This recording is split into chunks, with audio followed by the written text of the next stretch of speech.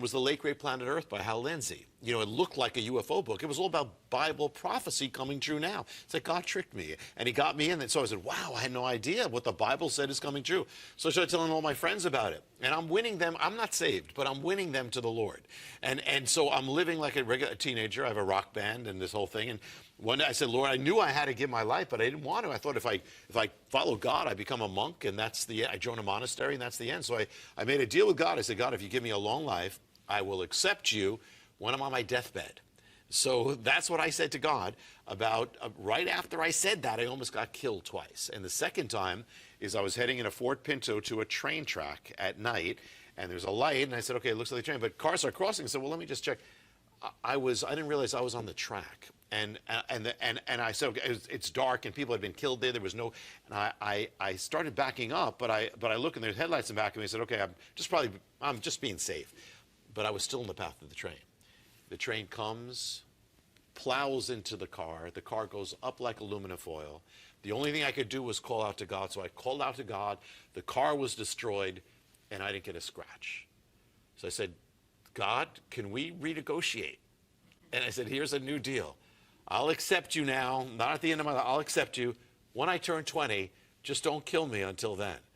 And so on my 20th birthday, and it was like a man whose contract ran out. I didn't know how to get saved. I was listening to Christian radio. I remember Hebrew school that God met Moses on a mountain and Elijah on a mountain. So I said, let me find a mountain. So I found a mountain at night, went to the top of it, kneeled down on a rock, and gave my life to the Lord. And that is how I came to the Lord. Only, it says Jews demand signs. I needed a train, and that's how I came to the Lord. All of your books, were they like an inspiration? How did it begin? Like this one, because I know you are a prolific writer. How did this happen? Well, all of the first, from the time of the first book, The Harbinger, to this one, it comes like a download. And you know, this, The Harbinger, The Paradigm came like in 2 months of download. This one was a year and a half of downloads. There was so much coming. First of all, I was in Canada. I was ministering in Canada, and God just overwhelmed me with the signs of the Jubilee, Jubilee, Jubilee. And it was the Jubilean year where things were about to happen. And so I wasn't even expecting to write that. If you asked me a year before that book, I wouldn't even have known, what is in there. That came, I had 3,000 pages of downloads of this or whatever, Revelations. And my big thing was, how do I fit this into a book under 300 pages? That was the big challenge. It just came. And sometimes the Lord just put something on my mind, my heart, and I don't even know. I said, well, could that be? And then I go to the web and I start typing, and whoa, it's real. But it came to me. Or someone says a word, and it's the next thing that I need. It's the next clue. Or something appears on my computer that I did not type, and it's the next clue. It's the next thing I need. Jonathan, we're going to do 3 days of this. Okay, so this is our first day. And remember, when Jonathan completes it, because he's going to be talking to you just like he was on a platform. This is his platform. Just like he was on a platform with a big audience out there. We got millions watching. So he's going to be directing his comments. His every attention is going to be on you. So watch closely. And when he closes this one, there's going to be another day and another day. Take us to the book. Okay. The oracle. Okay. First of all, what is the oracle? The oracle actually speaks of a prophet or a revelation, and this is what the Bible talks about. That. And now the thing is that the oracle is the biggest mystery I have ever written about, ever opened up. It is so big that it has everything it includes everything from Moses to Mark Twain, from the prophet Jeremiah to President Donald Trump, and everything in between. It's the secret that lies behind what has been, the past, the present, what is right now, current events, and what is yet to come. And it's not something general. It's so specific that it actually this mystery gives times, gives years when things have to happen, dates, some things, mysteries to the exact day. And it is showing something. We live in a culture where it's trying to push out God and say the God of the Bible that's the past, it's the story. Well, the oracle is saying, not only is it not a story, that God of the Bible is alive and well and is behind everything. The same God who was behind kings and empires in the Bible is the same God behind our elections, behind the presidents, behind the rise of America, behind where we are right now and where we're going. So to give you an idea, so that's why I'm hoping not only, I'm blessed that people are getting it and they're blown away believers, but I'm hoping also that people give it to unsaved people who need to know that God is real. Now, I'll give you things to set the stage here. And that the first thing is, what if there existed scrolls, ancient scrolls, that were opened up at appointed times? There are set times to be opened up, and there's a set scripture to be recited on that day. And when it's recited, what that scripture says begins to happen around the world. Now, that sounds like that science fiction. It's real. And what if we could know those scrolls? What if we could know what those appointed words are? And these events that have been affecting our lives from the beginning. And by the way, the mystery of the oracle is not just prophecy. It is history, prophecy. It's also salvation, and it's also the mystery of our lives. It's the mystery of your life. It's the mystery of God's plan for your life. And you're going to see that as we go through this while we're here. It's going to go all the way ultimately to you. And another thing to keep in mind, another grand mystery behind it, is the Jubilee. What's the Jubilee? Every 50th year, whatever you lost, you get it back. You lost your home, you lost your land.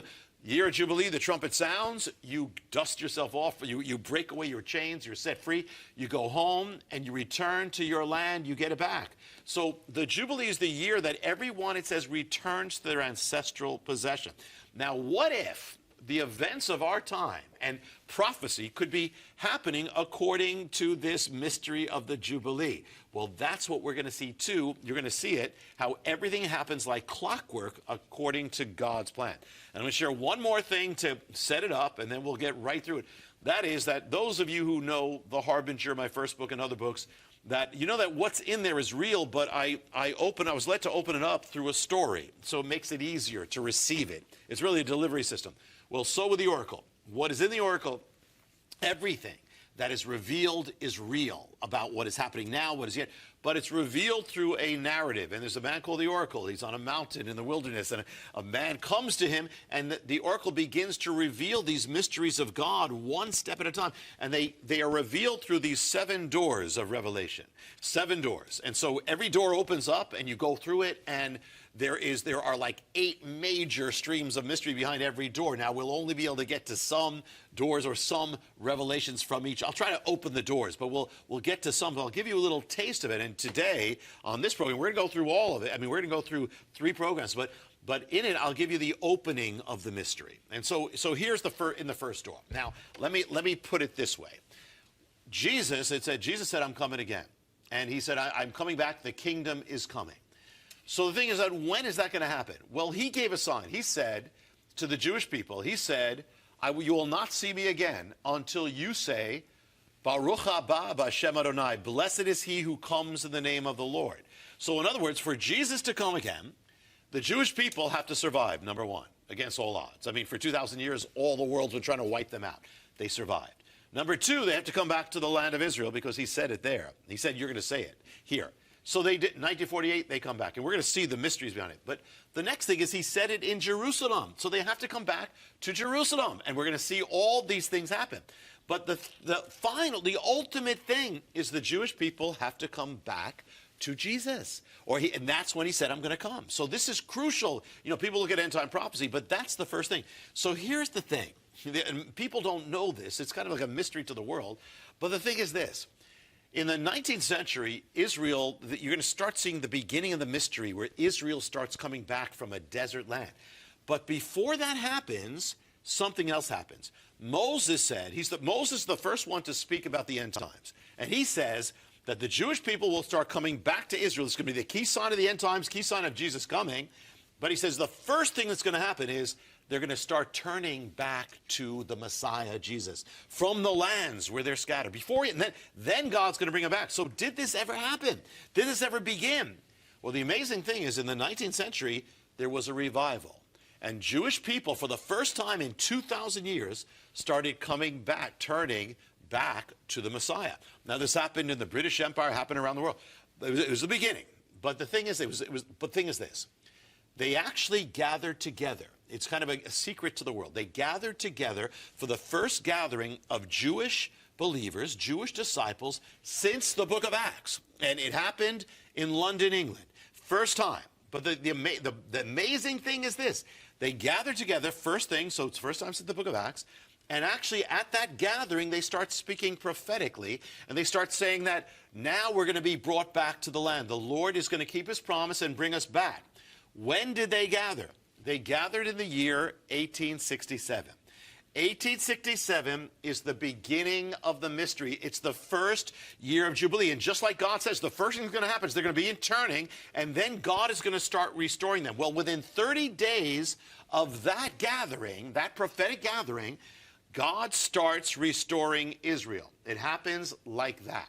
And so the thing is that, so first they start coming back to the Lord, and then he starts gathering them back to the land. So 1867, all these mysterious things start happening. Now, there's one thing. Now, Herman, I was on with Bob and Jane from this, and yet what I'm going to share today in all these shows, most of what I'm going to share is totally different from what I shared then. Because that's why it's exclusive. because there's so much. Yeah, because there's so much. So things, but I'll mention something that I'm not going to share. But one of the mysteries involves Mark Twain. I mean, amazing thing. There's a prophecy that a stranger is going to come to the land, and he's going to bear witness of the desolation. The land of Israel is going to be a wasteland, and a stranger is going to come, bear witness, and then right after he comes, God's going to start restoring it. Well, the amazing thing is, the stranger came, and it was Mark Twain. And I'm not going to go into it, except to say, but except to say, it all happened in 1867. Mark Twain sets out on this journey within 30 days of this gathering of Jewish believers. And also, all these other mysterious things are going to happen in this year. God is going to prepare the land for what we are witnessing in our time. I'll give you an example.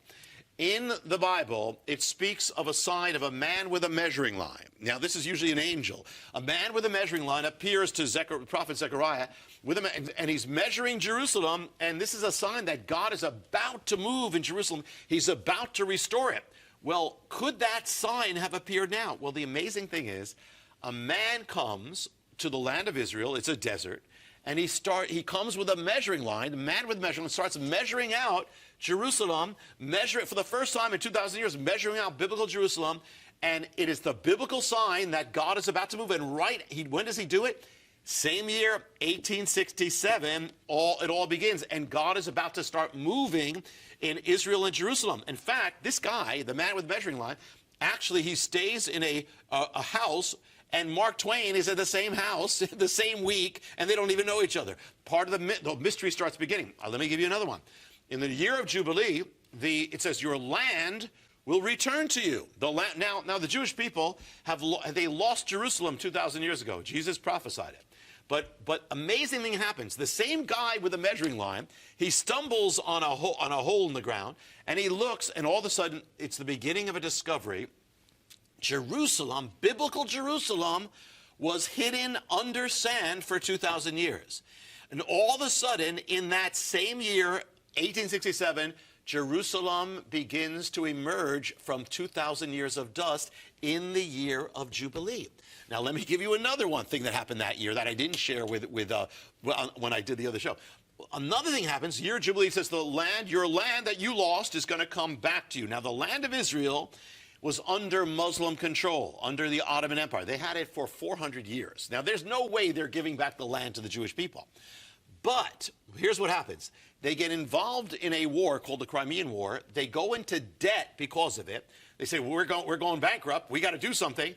They do something. They pass a law called the Tax Land Code, the Ottoman Land Code. And then they enlarge it. They say, now, for the first time in 2,000 years, people can buy the land of the Ottoman Empire, which is Israel, and people outside, like the Jewish people, can buy the land of Israel. The land is released when? 1867, same year. In fact, the land is released within 30 days of that prophetic gathering. And all of a sudden, Jewish people start buying back the land. And in fact, in Jeremiah, it says they're going to start buying back the land, buying it back. And so it starts happening, but everything begins in this kind of mysterious year of Jubilee. And what happens is now Jewish people start coming back. And so they're going to come back in drips and drabs, and they're going to start, the desert is going to start blossoming. So what happens if you count 50 years now to the next Jubilee? Where's it going to take you? 1867? 50 years takes you, pinpoints the year 1917, next part of the mystery. Did anything happen? Well, now this is the second door of the mystery, and we're only touching on some things here. That is, the mysteries now explodes on the world stage. You've got now a world war. You got one empire. You got the Ottoman Empire that has the land. They start crumbling in the year of Jubilee. You've got the British Empire that just had a revival, and there's a love for the Jewish people. They get drawn in on the other side, and they're going to enter the land of Israel. So it all happens year of Jubilee. In fact, as the year Jubilee 1917 comes, God raises up new leaders over the British Empire. They are both raised on the Bible. One is David Lloyd George, Prime Minister. The other is Arthur Balfour, the Foreign Minister. He's born again. He is radical Christian. The two of them issue the Balfour Declaration. What is that? It says, the land of Israel shall return to the children of Israel. That's it. When? 1917, year of Jubilee. It says the land shall return. But now the thing is, they don't have the land yet because the Ottoman Empire does. But God uses another Christian named Edmund Allenby, General Allenby, a guy who didn't even want to be in the army, Christian with a Bible, reading the Bible every day of his life. And he is the one God chooses to enter the land when, 1917, he enters Jerusalem, is going to liberate Jerusalem all in the year of 1917 so it could go back to the Jewish people. But I'll tell you some mysteries about this. The week they issue the Balfour Declaration that says the land shall go back, restored to the people, all over the world, the Jewish people are opening up the scrolls. Remember I told you about the mystery of the scrolls? That they're opening up. There's an appointed scroll, appointed scripture to be read from ancient times or ages past to be read on that day. They open up the scrolls. What are they reading? The Jewish people chanting all over the world? It is the promise that God gave to Abraham. I shall give this land to you and to your children forever. It is the right of the land proclaimed all over the world, and at the same time the Balfour Declaration releases it to the Jewish people. I mean, who could put that together but only the God who lives, the God of the Bible? And you're going to see this again and again and again. Now, let me give you another mystery. In the book of Haggai, there is a day, Haggai says, there's a day when everything's going to change for Jerusalem. The day he gives, he says it's the 24th day of the 9th month. You can go to Haggai, you'll see it again and again. The 24th day, 9th month, the curse is going to be lifted, blessings coming, blessing to Jerusalem. It's all going to change on that day, 24th day, 9th. Okay. Allenby's forces liberate Jerusalem. Now, it's the first time after 2,000 years because the land of Israel has been in the hands of enemies to the Jewish people until the British liberated. So first time in 2,000 years, they enter the gates of Jerusalem. The Ottoman Empire flees away from them. They enter the gates. When? On December 9th, 1917, year of Jubilee. But on the Hebrew calendar, it was something else. It was the 24th day of the 9th month, the day that Haggai said the blessing is going to come to Jerusalem on the exact day. Now, who could put that together? Let me tell you another one. There is a holiday, and you know it. You know, the Jewish people celebrate it. It's Hanukkah. They light the lights. What is Hanukkah about?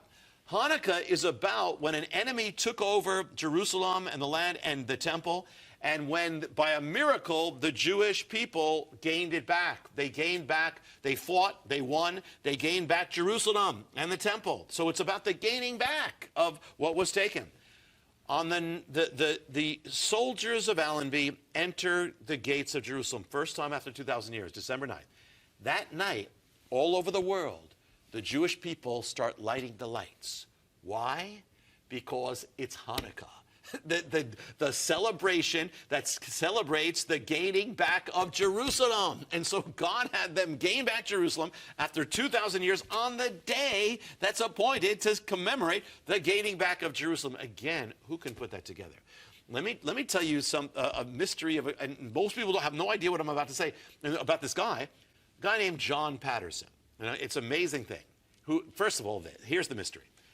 For 2,000 years, there has not been a soldier. There's been no Israeli soldier in Israel. The Romans drove him out, and that was the end of it. but God is the one who restores everything. And so it says, in the year of Jubilee, everyone shall return to their possession. What about the Jewish soldier? After 2,000 years, God resurrects the Jewish soldier. They hadn't been fighting. You know, most Jewish people, they're not known for fighting for 2,000 years. They weren't allowed to. Now you have the Jewish soldier is resurrected to go back to the land of Israel when?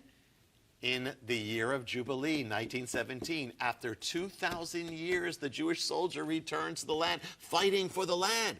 And the man, and the thing is, the one who founded it was called the Jewish Legion, the one who was in charge, the first commander, and who led them in, was a guy named John Patterson.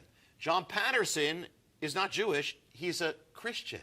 He was a Christian from Ireland. John Patterson loved the Lord, and he actually, he got the Jewish people together, and he prayed for them, and he said, God's going to restore you to the land.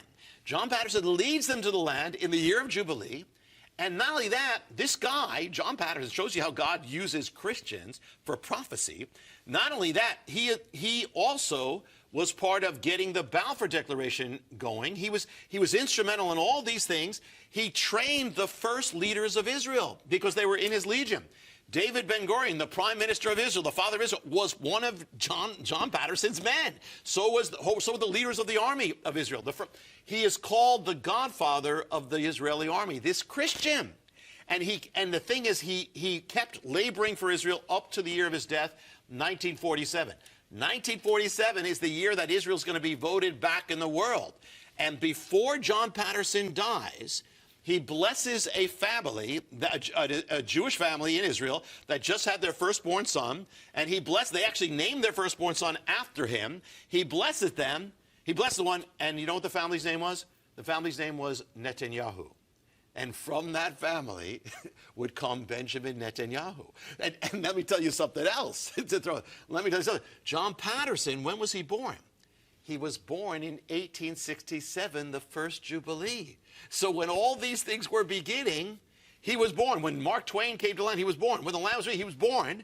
And he was born for the next Jubilee when he turned 50 years old, when it was his Jubilee, and he would be part of it. And so, listen, what this is telling you, everybody, listen, your God is real. He is so real that when you read the Bible, it is, you say, okay, that's the Bible times. Listen, you're still in Bible times because the Bible foretold what is happening. What the oracle is revealing, and this is going to take us, this is just the beginning. This is going to take us all the way up to this, where we are right now, and even with the President Donald Trump. It's going to take us right up to now, and it's going to take us into the future, what is yet to happen in the future. So we're going to go one step to, but the thing is this, I want you to take this. God, your God is real. When he gives a promise, he's going to keep a promise. Not only if he keeps it to Israel, he's going to keep it to you. And if God is faithful to Israel, he's going to be faithful to you. And if God is working every event together to fulfill his prophecy for his ancient people, well, he's certainly going to work it all together for you. So be encouraged, be strong, go all out for God because your God is real. And that's what I'm praying with this. So let me just say this. We just scratched the surface of the doorknob of the first one. But we're going to go through the next time when we're together, we're going to go through the third door and the fourth door. We're going to see the birth of Israel and the amazing prophecies, and even that determined that America would become what it is today because America's part of the mystery as well. Even the president, all this. We're going to see all that. But to get the oracle, I can only scratch the surface, if that's okay. It's just to tell you it's available everywhere. Everywhere where there are books, you can get it on Amazon online right now. You can get it at Walmart, any place where there are books. You'll get the stage of the oracle. And to say this, the oracle is really the biggest mystery I've ever opened up. It's the mystery behind everything from what has been, the past, present, future. Before we finish, we're going to get to where we are right now and go to the future about what does it say, what does the mystery say about where things are going.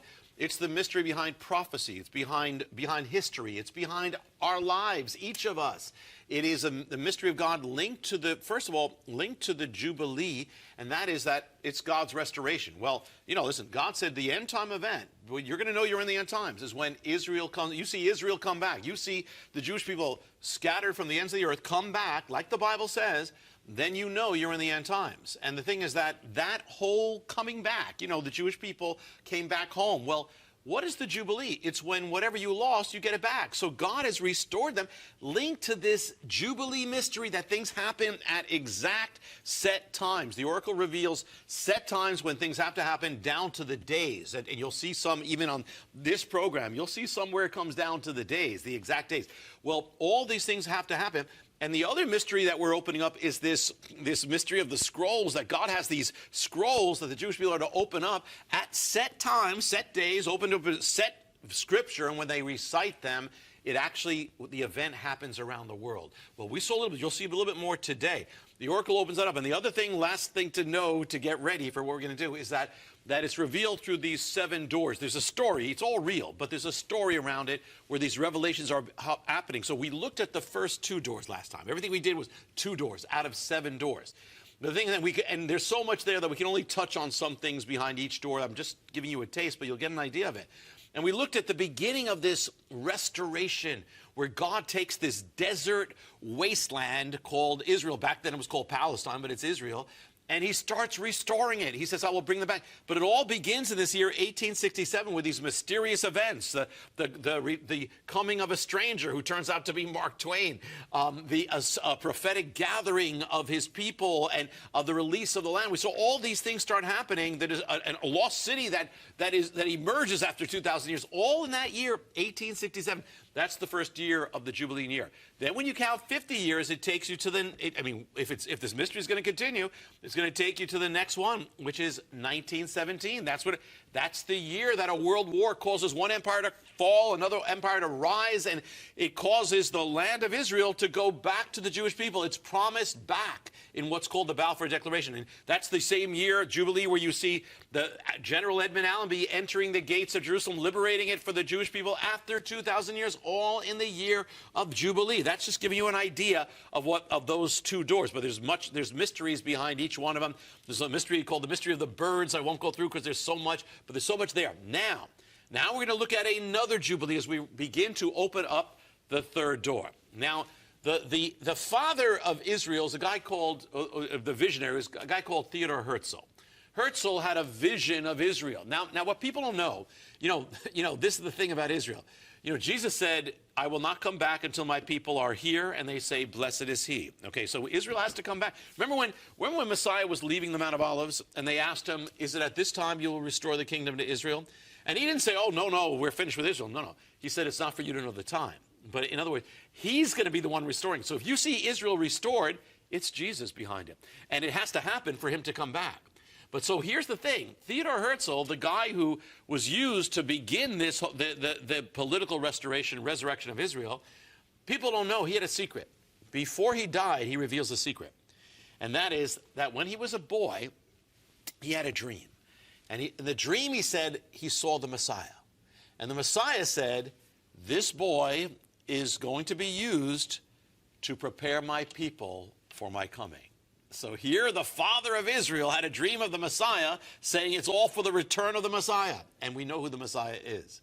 Well, Theodor Herzl gathers people together. He starts the movement called Zionism. And if you heard that, all it means is the return of the Jewish people to Zion, which God says. So he starts it. He gathers a Congress, the First World Zionist Congress. And then he writes a prophecy in his journal. And he writes right after, he says, in this, he says, I have founded the Jewish state. He said, now if I said this out loud, everybody would laugh at me because it's impossible. Remember, it's still a desert right now when he says there's no nation.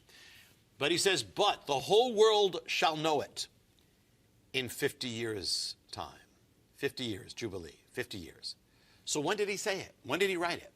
He wrote it in the year 1897. Add 50 years, it takes you to another Jubilee. Where is that? What year? 1947 is what it takes you to. The year that Israel is voted back into the world, and the whole world knows it. But not only that, I was led to go deeper. I looked at the actual document, the plan that brought Israel back in the United Nations, and it has a date on the front of it. The date is September 3rd, 1947. Now you go back to Herzl writes the prophecy, it has a date on it, September 3rd, 1897. So it all came to pass, 50 years, one Jubilee to the exact day. And as I say this, who could put that together? Only the God of the Bible. Now let's go forward. So what happens? the world gathers to vote on Israel. And it's the UN.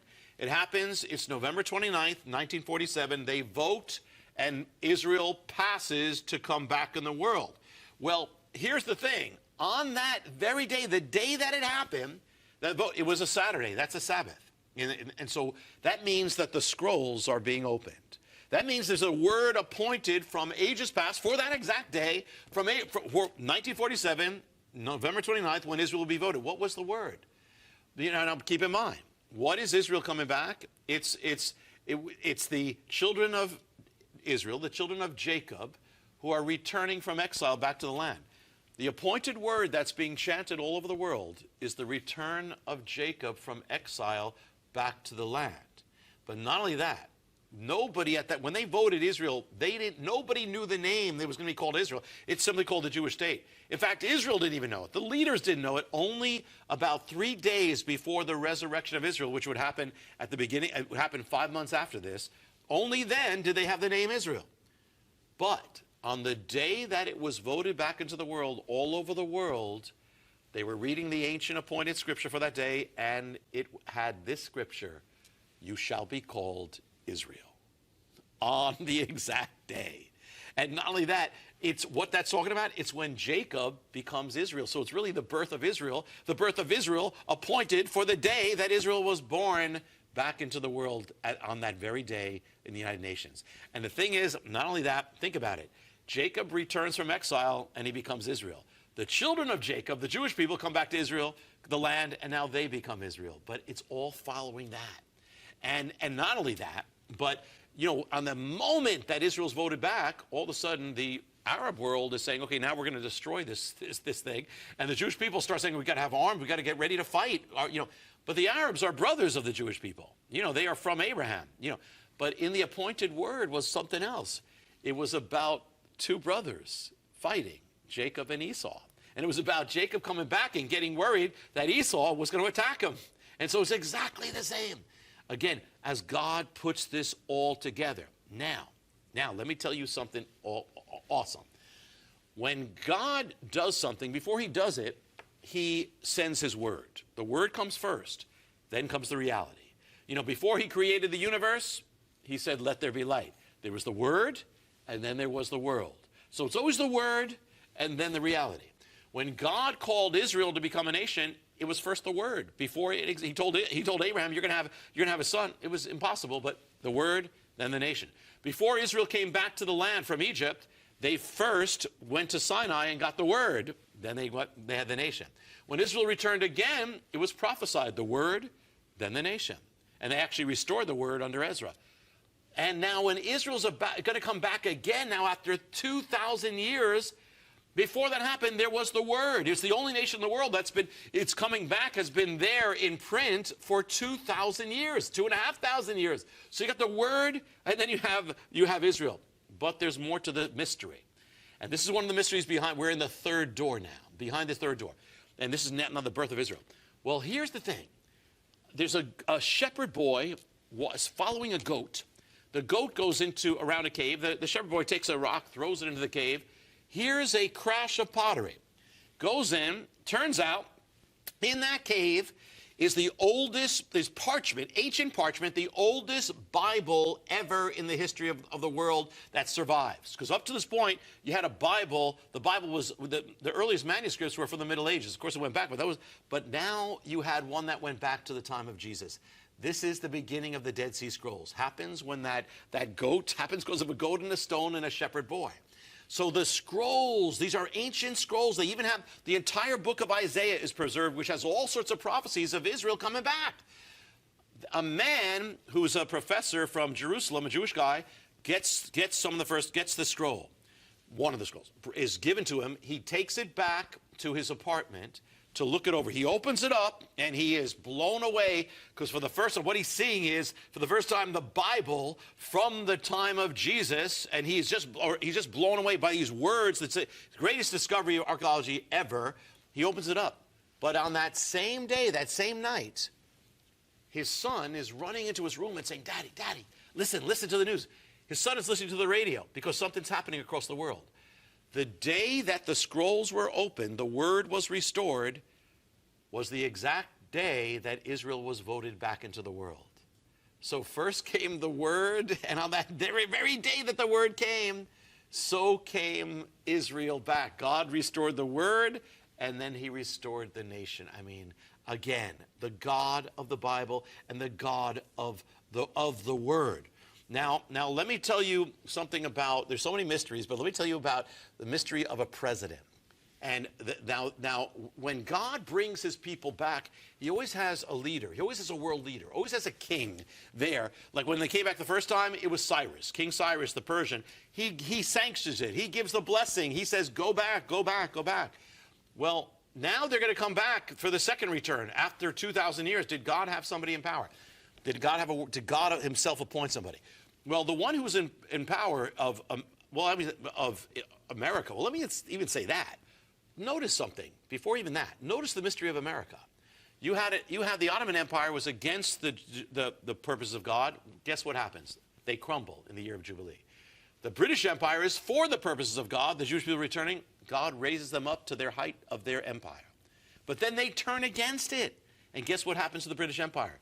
It collapses to almost nothing. So God raises up another power, the United States of America. When? And at the exact moment, when does America become a superpower?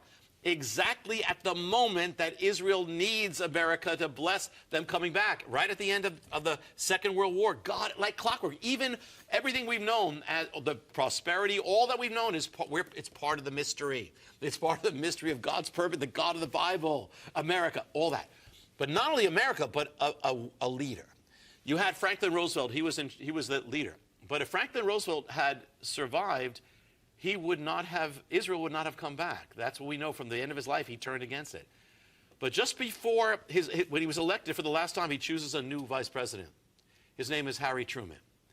Harry Truman is lifted up out of nowhere, becomes the most powerful man in the world. Well, first he becomes the vice president.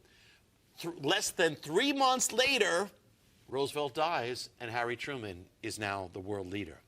Harry Truman has read the Bible over and over again. His most favorite scripture is by the waters of Babylon, the exiles of Israel who in their exile waiting to come home. And he's going to be appointed. He's going to be at that time and place. Now when Israel came back into the world, Harry Truman recognized it 11 minutes after it was declared. So America became the first nation to recognize Israel. But it goes beyond that. People don't know. When Truman became president in his first year, just like Cyrus in his first year, he issues a directive to the British Empire, and he tells them, let the Jewish people go back home. They're in camps. The British are keeping them in camps after the Holocaust and behind barbed wire. He says, let them go, just like Cyrus does. Let them go. He does it. He sends that letter on a Friday. That Friday, the Jewish people are opening up the scrolls. And what is the appointed word for that day? It is God saying, in that day, I will bring you back from the ends of the earth. I will end your exile. I will bring you home to your land. And so Truman sets it in motion. And so Truman has this mystery to Cyrus. You see, Cyrus came to power. Actually, he was in ruling for a period of 30 years. Truman comes to government in 1923, lasts till 1953. 30 years, just like Cyrus. Cyrus comes to world power when he turns 60 years old. Truman turns 60 years old, and that's the year he comes to power. And the thing is, so he is responsible for he's responsible for all these things. And the thing is, now the thing is this, two things. Truman is torn by it because his whole State Department is against, don't recognize Israel. But he says, finally, I was led over because I saw a quote in the Oval Office. I saw a quote, and that led me to do the right thing. You know what the quote was from? The quote was from Mark Twain, the stranger, who began this mystery in our first program. God used him to bring Israel back. But let me tell you something else here. A year after Israel was born, the chief rabbi of Israel comes to the Oval Office and tells Truman, God put you in your mother's womb just for that moment. And he opens up the Bible and starts reading to him about Cyrus and the proclamation of Cyrus. Truman breaks down and weeps. And years later, Truman is in New York City at a gathering, and he says these words. He says, I am Cyrus. So how God uses this. Now, let me tell you something here. And before I'm going to fast forward because we won't get to this part now. But when God does something, when he finishes something, he begins another thing. When it is during Truman, when Truman is coming into this Cyrus role, a child is born who is going to be the next American Cyrus, and it's going to be in our generation. But we won't get into that now. Now let's move to the next door. Now I'll try to do whatever I can in this time. Okay, what happens now? We saw 1867, the first Jubilee. You count 50 years, 1917. What happens if you count another 50 years, the next Jubilee? Where's it going to take you? It'll pinpoint the year 1967. Now, the one thing Israel didn't have when it came back, it didn't have Jerusalem. And yet Jesus said they have to come back to Jerusalem because he's coming back to Jerusalem. So what happens in this year? All of a sudden, a war breaks out in the Middle East. Actually, you know who started it? The Soviet Union. The godless Soviet Union that hates the Bible actually fulfilled Bible prophecy. God can use anything. And so all of a sudden, the Arab nations are going to wipe them out. They're saying, we're going to wipe you out. Israel has an emergency meeting in an apartment, and they make the decision, we got to go to war, we're going to be wiped out. That day was a Sabbath. The scrolls were open. What was the scroll for that day? It was God telling Israel, go to war. Now, in the Bible, there are prophetic songs. You see songs of prophecy, Hannah's song, Moses' song, songs of prophecy. Well, the amazing thing is, in 1967, in the springtime, all of a sudden, a song is introduced to Israel, and it catches them. They all start singing it. It goes to their hearts. They're singing. It's a song about Jerusalem, that they're longing for Jerusalem. It's a famous song called Jerusalem of Gold. How we long for you, Jerusalem. We long for you, and it's a prophetic song. As the song is being introduced, the Egyptian soldiers are massing along the borders, and it's setting the Six-Day War in motion, which is going to lead to the fulfillment of that song when Israeli soldiers, for the first time in 2,000 years, enter the gates of Jerusalem. They go to the Western Wall, when in the year of Jubilee, everyone shall return to their ancestral home. And so they are weeping, and they are back after 2,000 years that Messiah himself can come, and the song is fulfilled. Now, let me tell you another one here. Now, there's a place called Masada. Now, in the Oracle, there's two mysteries here. One is called the Masada mystery, and there's another one you'll see. But here Masada is a desert fortress. And it's the last stand of Israel. It's where the Israeli soldiers died in fighting the Roman Empire. The very last stand of Israel. It's the grave of ancient Israel. To get it together, to put it together, Jesus said Jerusalem's going to fall and the Jewish people are going to be scattered to the ends of the world. Jerusalem fell, and the soldiers then go to the desert, to Masada, this mountain fortress. And then when it falls a few years later, it's the end. It's the grave. The Jewish people are wandering the earth, but God hid a mystery in that grave. It was there waiting for 2,000 years. When the Jewish people come back to Israel, they decide, let's go back to our ancient grave and let's uncover it. So they go back, they uncover it, and when they uncover it, they find the mystery. They find a parchment, and on the parchment is a scripture, and on the scripture is a prophecy. And what is the prophecy? It is God telling the prophet,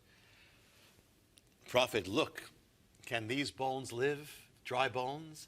I will raise up these dry bones. I will put them together. I will bring my people back to this land. And even though they were dead, they're going to become alive again. And I will bring them back, and I will open up your grave. So here they are. Here he put the word about him opening the grave in the grave. And here they're opening the grave, and they're reading, I will open your graves. But let me give you another thing here. This is, in the Oracle, it's called the Masada algorithm, and this is how exact God is. And I won't go into all the details except to tell you this. There is a timepiece, a countdown. And I won't go through how it works, but it's amazing. But it's called the Masada algorithm. And that is that for the moment Israel returns to Masada, a prophecy clock starts going. And if you go to the end, it's got to go for 1,333 days. That's it. You can read about how, but it's going to tell you, it's going to pinpoint. If you go to the end of that clock, it pinpoints June 7th, 1967, the exact day that Israel enters the gates of Jerusalem. Now, let me throw in one more. There's so much. I'm just going to throw you one more because it's going to link up with what's coming in the next program as well. The Jubilee, what happens? The trumpet sounds. You know that. The trumpet sounds. Did it ever happen during these prophetic jubilees? Well, when the Israeli soldiers enter the gates of Jerusalem and they get to the Temple Mount, they hear a sound. It's the sound of the trumpet. It's the jubilee. It's the sound of jubilee, of restoration. Just as they're coming home, they hear the sound. Why? There's a guy who happens to be blowing a shofar, and he's not reading the oracle, and he's not trying to do it because it's jubilee. It's just God has him doing it. Now, in the year of jubilee, what happens? The land returns to its original state. What was the Temple Mount? What was the original state? It was a threshing floor. King David, remember, bought the threshing floor. But in Hebrew, it's not called threshing floor. It's called goren. Goren. The guy who sounds the shofar on the threshing floor, on the Temple Mount, his name is Rabbi Goren, Rabbi Threshing Floor. He was given that name when he was born, and he was born for that moment. And not only that, when was he born? He was born in the year 1917, the other Jubilee, when Allenby was entering Jerusalem, and he's the one who's going to be appointed to be there in Jerusalem when the Israelis come there. So he was born just for the day. So he is now just turned 50 years old. So it's his Jubilee. As he sounds the Jubilee, he's the Jubilee. And the name Goren has another meaning. It also means the horn. Rabbi Horn. Sounds the horn. So get this, the child is born in the year of Jubilee, when all these things are happening in 1917. He is appointed for the Jubilee, and he's given the name threshing floor and horn, and his life is going to only be fulfilled when he stands in the year of Jubilee on the threshing floor and sounds the horn of Jubilee. Who could put that together? And let me tell you, let me just throw this in, and we won't be able to get into it, but one of the things that are in the oracle, it's the Jubilean people, and that is this mystery. You got a little hint of it. Every Jubilean year, a child is born who will play the key part in the next year of Jubilee when they turn 50. In fact, when I told you last time about that prophetic gathering of Jewish people, the guy who convened it was born in 1817. He was 50 years old when he did. And remember, and in that year when he did that, another child was born, John Patterson, who would lead the Jewish troops, Jewish soldiers, into the land in the next Jubilee when he turns 50. And when he did that, this child was born, Rabbi Goren, who would sound the shofar in the next Jubilee when he turned 50. And listen, I won't go into it. It even goes up to right now as well. But listen, how amazing is God? I mean, that God could, our God is so real. I said this last time, you got to take this. Your God is so real. Not only does he have things happen at the exact years, but the exact days, at the exact moments, but he even has people born for the exact time that they're in. Not only, listen, even Mark Twain, we mentioned him at the beginning. He's the guy who comes to land. The name, for 2,000 years, the Jewish people have been praying, Lord, hear our prayer, be merciful, and bring us back to land. Hear our prayer, be merciful, bring us back. Mark Twain's real name wasn't Mark Twain. It was Samuel Clemens. Samuel's Hebrew. Samuel means the Lord has heard, and Clemens means and has been merciful. So even the names that people are born, and if that's true for their life, one of the things about the oracle, it's not only prophecy, it's your world, it's the history, but it's your life. And the same one who put these people in their mother's wombs have put you in your mother's womb for such a time as this. There is a calling, there is a destiny, there is a plan for your life, and it is not general, it's exact. Your job, or my job, is to seek the will of God in everything we do, more and more and more. And the more you walk in that will, the more you are going to fulfill your destiny. And that is what the oracle is. And as I've said before, the oracle is for believers, of course, and to people said, I'm blown away, and that's great, I'm blessed. But that to revive your walk in the reality of your God, but also if you have people in your life who don't know the Lord, listen, get the oracle for them, because it's the reality of God. Our God is real. Your God is real. You can get the oracle. I just touched skimmed the surface, and you can see I'm trying to do as much as I can in skimming the surface, but it's available everywhere. You can pick up the oracle online now on app. The mystery of the oracle, and each of these days, this is going to be the last part. Now, I need to just, for those who just tuned in, to give you a quick intro to it, and that is, this is the biggest mystery I've dealt with. It's ever dealt with. It is so big that it's the mystery of the past, the present, what's happening in current events, what is yet to happen. A mystery that I've mentioned that goes from Moses to Donald Trump, and today we're going to see that actually happen to our time right now. And it's the mystery of our lives as well. It's the mystery of our salvation. It's everything. And just to set the stage, there are these Jubilean years. And the point is that God is doing all these things of end-time prophecy. He's doing it according to his time. What he gave in the Bible, it's happening. And the Jubilee is the year of restoration. Well, Israel is the centerpiece of prophecy, of Bible prophecy. We know Jesus is coming because Israel is back. And that has to happen. The Bible says it throughout. Well, the thing is that whole restoration that's taken place of Israel is happening according to this Jubilean mystery. So we're going to see that happen. It's going to bring it now right up to where we are now. Plus, another mystery is this mystery of these scrolls, these appointed words of God that he appointed for his people to open up at set times. And when they open it up and they recite the word that's appointed from ages past, what they recite starts coming true in the world. It's been happening. We've been seeing examples. We'll see this happen.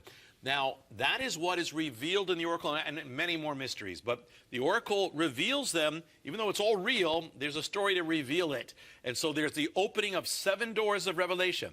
And each door is open up, and there's mysteries, all sorts of mysteries. We only have time to touch on maybe 2 or so behind each door. There's so much, but you'll get a taste of it.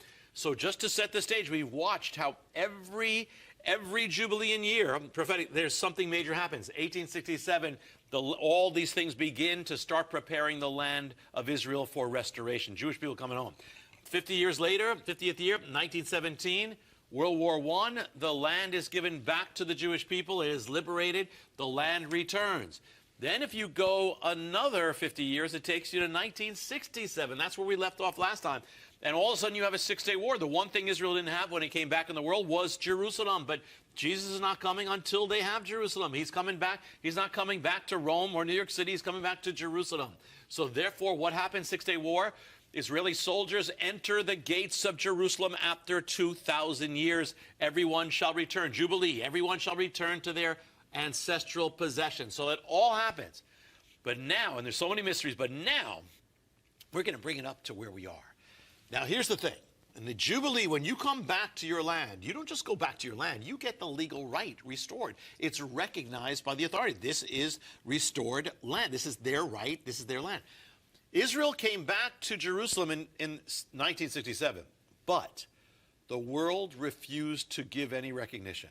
The world refused to give that legal right. It's the only capital in the world that the world refused to recognize. I think that alone is telling you there's something going on with Jerusalem and with Israel. So it never did. But finally, it was broken. That was broken. And it was broken by President Donald Trump and America. And it happened when Donald Trump issued the Jerusalem Declaration, which recognized not only that Jerusalem belongs to the Jewish people, but it is the capital of Israel. Now to understand how significant this is, it had never happened. Never had any president done that. Never had any modern leader done that. And never had any world leader done it since ancient times. In fact, to go back to find a parallel to Donald Trump's Jerusalem Declaration, you got to go back to the days of the Persian Empire, ultimately to Cyrus. And so, in fact, that declaration is going to follow the pattern of Cyrus's declaration. And Donald Trump is not trying to do this on purpose. So it happened. But here's the question. We had that last Jubilee. We had it like clockwork. We had 1867, 1917, 1967. What happens if you go to the next 50th year? When is the next Jubilee? Where is it pinpointed? It comes out to the year 2017 is the year of the next restoration. 2017 is the exact year when the Jerusalem Declaration goes forth, first time since ancient times. It goes forth, and Donald Trump does it, and he's not reading the oracle, he's not studying these things, and yet he does it within 30 days to get into it, the Jubilean year. He does it right like clockwork, and it just happens. And so, in fact, Benjamin Netanyahu, the Prime Minister of Israel, says this is one of the 4 greatest events of Israel's history. All happens, and all of them are linked to the Jubilee in some way. So here that all happens. But let me tell you something else. How this mystery is not only in charge of who is the president, but what he does, but also even our government. The United States Senate gathers together in the year of Jubilee, and they pass a resolution. And the resolution says this: it's been 50 years since Jerusalem returned to the Jewish people, and we call on the president to recognize Jerusalem as recognize it as the capital of Israel. That's how it actually began. When did they do that? In the year of Jubilee, 2017. What day did they do that? They did it on June 5th, 2000. That's 50 years to the exact Jubilee, the beginning of the Six-Day War. It's exactly 50 years. So on the exact anniversary of the Jubilee, the Senate proclaims Jubilee, says it's the 50th year, 50th year, 50th year, and then they say let's recognize, let's have it go back, restoration. I mean, they're not trying to fulfill prophecy, but God knows what He's doing, and so it all happens. Now, something else. There's a mystery, because the Bible says that in the last days, all nations will come against Jerusalem. And it'll be the controversy over Jerusalem. The whole world, well, we see it. We see it in the UN. We see it. But the first time that the world, it says all nations that will try to move Jerusalem, they will be injured. But the first time the world ever tried to do that, the first time the world took its stand for the end times against Jerusalem, was at the end of Israel's War of Independence. And what they did is they passed a resolution saying Jerusalem does not belong to Israel. In fact, we authorized the removing of Jerusalem from Israel. They had, at that point in that war, Israel had the new city. They didn't have the biblical city. But even that, the UN said, no, it's the first time they did it. When did they do that? It set the stage for the end times. On the Hebrew calendar, it was the 18th day of the month of Kislev. So Kislev 18, the world says that's it. That's it. We are taking our stand against Jerusalem. And it's never changed since, except when Donald Trump did what he did. Donald Trump issued the Jerusalem Declaration on December 6th, 2017. But on the Hebrew calendar, it was the 18th day of Kislev, the same exact day that the world said no to Jerusalem. No, God said yes on the same day. And Donald Trump is not studying the Hebrew calendar. It just happened. It just happened. But I'm going to tell you another thing here now. Now, there's a mystery behind our president, and it's in, I believe it's in the chapter called The Return of the Persians. So now we're looking behind the fifth door, the fifth of the seven doors. Now, Donald Trump, there's a mystery here. I told you in the last one about another president who was President Truman, and that his life followed this archetype of this pattern of Cyrus. And he even said at the end of his life, he said, I am Cyrus. But his life followed it up to that time. Well, I said that when he was reigning, when he was in power, a child was born under that Cyrus. And he was going to be the next American Cyrus. And his name is Donald Trump. Donald Trump was born under Truman. And so now, at the moment that all these things were happening. And so Trump is actually, you remember that there were believers before he was even elected saying, this guy is a Cyrus. You know, why? Because they said, well, we don't know where he is with God, but he's going to be used, he's being used of God. Now, they said that before he did what he did with Jerusalem.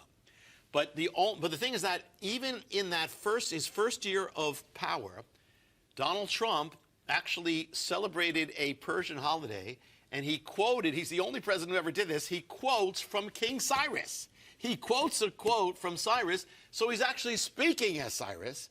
And then it happened. Then the only other person who issued a resolution like this, recognizing Jerusalem, was King Cyrus, the first one to do that. So, when you look at the declaration that Donald Trump actually issued, it follows the template of Cyrus. Cyrus spoke about, I'm going to build a house, he said, in Jerusalem.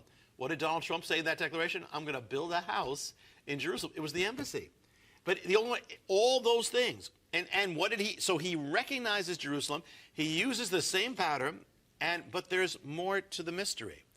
You see, there's a mystery behind this fifth door called the 70-year mystery. Now think about this. Cyrus recognizes Jerusalem, issues the decree, and the Bible says he did this, this all happened after 70 years. After 70 years. What 70 years? The Jewish people. They were in exile. They were separated from Jerusalem for 70 years. So it says after 70 years, this all happened. So could it be that Donald Trump, when he gave this declaration, not knowing that this declaration happened after a prophetic 70-year period? At the end, it says after. What happened? When did he do it? 2017. Go back 70 years. What year does it take you to? 1947, the year that Israel comes back, is voted back into the world. We saw in another mystery, we saw this Herzl mystery, 50 years comes to that thing, but now it goes to, the time clock begins 1947.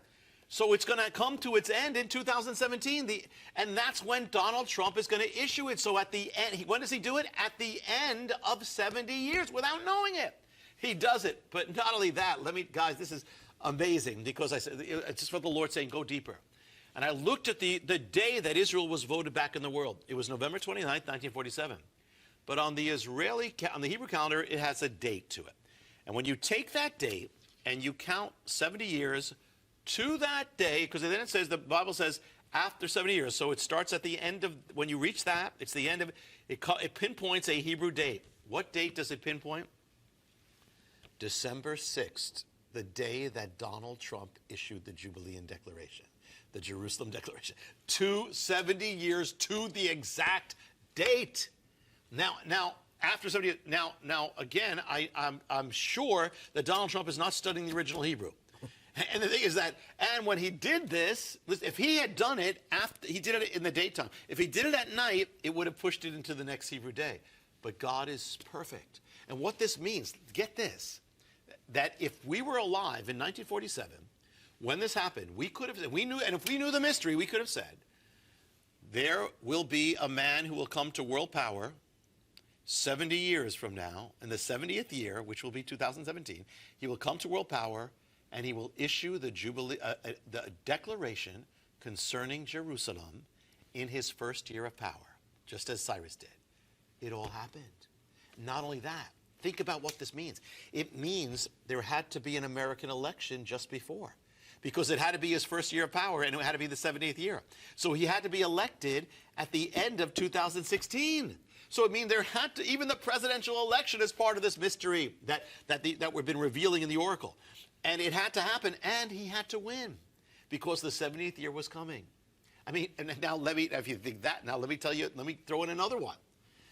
This is, in the year of Jubilee, what do we say happens? In the year of Jubilee, you have the horn, you have the shofar, sounds, sound, that. And we saw in the last Jubilee, you had a guy, the one who actually sounded it, and he was named Rabbi Horn. His name was Horn, or Goren, which means horn. What does our president's name mean in English? It means the trumpet. The trumpet. Jubilee. If you have a year of Jubilee, you have to have a trumpet. You have to have a trump. That trump shall sound. You have to have it appointed for that year. What's the year of Jubilee? 2017. What happens in the year of Jubilee? The trumpet, or the trump is lifted up. When was Donald Trump lifted up? 2017 is when he became president, the year of Jubilee. The trump is lifted up. And what does it say? The trump shall sound throughout the land. Well, he's been sounding ever since. He's even been tweeting, but he's been sounding. The trump has been sounding throughout the land. And what does it say when the trump sounds? It says, when the trump sounds in the year of Jubilee, what does it say? Then the right to the possession will return to the original owner. Well, he sounded, and Jerusalem returned the right to the Jewish people. I mean, who could put this together? And not only that, think about that. That means also that there had to be an election just before the year of Jubilee, because it was the 50th year, and Trump had to win, because it doesn't work to say the Hillary will sound. The Trump will sound. So listen, in the Bible, and it tells you God has a sense of humor, but it also tells you it's not about Trump, it's about God. God can use anybody. But also it tells you, in the Bible, what does God do? He gives people names at their birth, which are part of what their purpose is going to be. Now, but let me throw in one more thing here, and that is this. Not only that, and I won't go into it, but I'll just tell you that it's there. And that is that when Donald Trump was born, it was a Friday. And what does that mean? It means the ancient scrolls were open, appointed to the appointed word for that day. It was chanted throughout the world. I will just tell you this word that was appointed in the scroll on the day of his birth actually is the mystery of his life. And his whole mystery was waiting he's a Trump. He's waiting for the Jubilee. He doesn't know he's waiting, but it's all waiting for the Jubilee, of course. Not only that, I'll just throw this in. The rabbis, the other Jubilee, you got Rabbi Horn. This one, you got President Trump. You got the horn, you got the Trump. But not only that, The rabbi who had that shofar during the Six-Day War, and he sounded it, you know why he had it? Because he was reading the scripture that was appointed for the day of Donald Trump's birth. Now, let me just throw in one last thing. There's so much, but let me throw in you one last thing. And I can only touch on some of the mysteries in every door. But one last thing about that is that I said that the name Trump, you see it. It's trumpet. I mean, it's there. But remember that also God always appoints, when these key moments, he appoints a world ruler, to sanction his will. You had Cyrus, world ruler, to sanction the return to Israel and to Jerusalem. In the First World War, you had David Lloyd George, and you had these two Christians, or two people in the Bible. They were the world rulers to sanction the return of the Lamb. Then when Israel came back as a nation, you had Harry Truman. He was the world ruler who followed Cyrus, and he was the world ruler at that time. Then you have Donald Trump in this Jubilee, in this 70th year, and in the Jubilee at the same moment. And by the way, when did he become president? When he was 70 years old. And so what do you 70, the number of Cyrus? Cyrus comes at the end of 70. So what do you have? You got the two Cyrus. You got Truman and you got Trump. How they're separated by how many years? 70 years from each other, the two Cyruses. But I said world ruler. He always says world ruler, world ruler, world ruler. You have Donald Trump. What does Donald mean? It means world ruler. So God has everything who will be the trumpet. I mean, now, that's just a little taste of the fifth door, but let's now move to the future. We're going to move to the sixth door. The sixth door concerns what is yet to come. Now, I'll just say in the time we have a few things. One, the mystery of the end times is all revealed in the Jubilee mysteries, and let me tell you why. The Jubilee is that whatever you lost at the beginning of the period, you get back at the end. You get back. You lost your home, you get it back at the end. The mystery is, at the end times, what was lost at the beginning is gained back at the end, is returned. Let me tell you how. The Jewish people, where were they at the beginning of the age? Where were they in the first century? They were in Israel. So they have to be back at the end in Israel. So they are. Where were they? They were in Jerusalem. They have to be back in Jerusalem at the end. So they are. But it's not only that. There's a chapter in the Oracle called the Dark Jubilee. This is the sixth door. Now, this is a whole other mystery, but this is very profound and deep. It's not only Israel that's following this mystery, it's the whole world. Where was the world 2,000 years ago? The world 2,000 years ago was not Christian, Judeo-Christian. It was unchristian. It was anti-Christian. It was pagan. It was Rome. It was the whole culture. It was pagan. The mystery is that everything returns to its original state, its original possession. So what we're watching in the world, as far as mainstream culture, every day we're watching the world go one more step to the pagan morality on life, pagan on gender, pagan on marriage, pagan on everything, and anti-Christian and anti-Israel. It's all returning. That's when you read Revelation, you're watching a return to what was at the beginning. Now there still could be revival, but that's the mainstream culture. But the good news is there's another mystery, another chapter, which is called, it has a big title, it's called the Stained Glass Metamorphosis. And what this is this. Where was the church at the beginning of the age? The church wasn't religious back then. It wasn't tradition. It wasn't rich. It wasn't status quo. It was the book of Acts. It was radical. It was revolutionary. It was world-changing, history-changing. What is that telling you? At the end, God is calling the people of God, calling us, to go back to our possession, which is the book of Acts. God is calling us to become revolutionary again, radical again, world-changing again, history-changing again. God is calling you.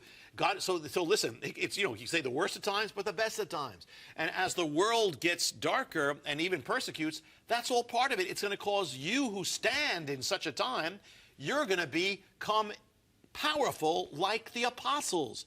There'll be people who fall away, but you who stand, you're going to be anointed. We're going to be anointed. This could be our greatest hour, because the candle that shines in the daytime, okay, but the candle that shines at night, that's the one that lights up the world. So here it's even more powerful when you stand at a day when it may not be popular, but you are standing for God. And where does this all bring us? What is the ultimate mystery of the missing piece? This all begins, when you say Israel left, 2,000 years ago, they left Jerusalem, the church left Jerusalem, now they're coming back. But where did it begin? It wasn't then. It was before that, because somebody else left Jerusalem. It all begins with Messiah, when his feet leave Jerusalem. That's why everything follows him. Even the Jewish people, even if they're not, it's all part of that mystery. What is the Jubilee? It says the rightful owner leaves the land, leaves the possession, but then in the end he comes back. What is that telling you? What does it tell you? This whole mystery is about the separation between the king, Jesus, Messiah, and the kingdom. And so if he separated, so now if they're all coming back, if all these things you're seeing in the oracle are that the return, it's telling you somebody else is returning. And as real as all these returns have been, it means as real as his feet are going to stand on the Mount of Olives. And when they do, it's going to be the Jubilee, because the king will return to the kingdom. And the king, who owns Israel? He does. Who owns the Jewish people? He does. He's going to return to his people too, and he's going to return to the whole world. When you look at it, what is the Jubilee? At the beginning, Jesus, who is God, leaves this world, not just Jerusalem, the world. Well, at the end, he's coming back to this world. It's going to be God and the world are coming back, and then you're going to see the ultimate Jubilee. When that happens, what do you see when you read the end of the Bible? What do you see? You see the tree of life. Well, that disappeared at the beginning. You see the river. It's all back. Why? Because our entire salvation is a Jubilee. Because what happened in the beginning? We lost our inheritance. We lost paradise. But what is salvation? Jubilee. Jesus says, come home. Jesus is our Jubilee. He is your Jubilee. And he's the one who says, come home. And I come home. What is it all about? I'll receive you home. Your whole life is to be a Jubilee. Because if you're not born again, you're away from your home. You're away from your inheritance. God has a life for you. That's your inheritance. And only when you're born again can you know it. And if you are born again, your whole life is to go. We won't get the mystery. The seventh door is going to be a mystery, remain a mystery. But the seventh door is about taking this to its ultimate, and that's to you. And how to apply the power of God. In God, you have the power of Jubilee. You have the power of restoration, of coming home, of reconciliation, of becoming what you are meant to be able to tell the devil, get off my land. Because the Jubilee is time to tell the enemy, get off my inheritance, get off my calling, get off my home, get off my family, get out, because I am the heir by the blood of Messiah. I am coming home. This is my inheritance. And there's so much there, but I will tell you this too, because it's all about the mystery of your life. We're to take this home. But look where I said at the very end. What happens? It says, then in that day, it says God will wipe every tear from every eye. That is the ultimate Jubilee, which goes on forever. How do all these Jubilees end? They always end up in Jerusalem. Where are we going to end up? In Jerusalem, the new Jerusalem. And that's the day there will be no more pain, no more mourning, no more crying, no more. All these things will pass away. We will be restored, and not just to paradise, but who is our ultimate possession? God is our ultimate. God's the only one we can have forever. And who is his possession? You are. You were born for a purpose. You were born for that possession. And so at the end it says, and then he shall be their God, and they shall be his people. That's when all tears will be wiped away. That's when we'll be restored. The final thing will be heaven. And when we are in heaven, for the first time in our lives, we'll be home. Then we'll be home. Then we'll be restored. So this is all about you and everything. Listen. Be blessed. Take this. First of all, to take this home, let me just tell you, we just scratched the surface. That's all I could do, but you got a good taste. And I thank my friend Herman for allowing this to be. The thing is this, to get the Oracle, it'll be available everywhere. So you can go online right now, Amazon right now. It'll be available also in stores. It's available everywhere, Walmart, everywhere. But don't just get it for yourself.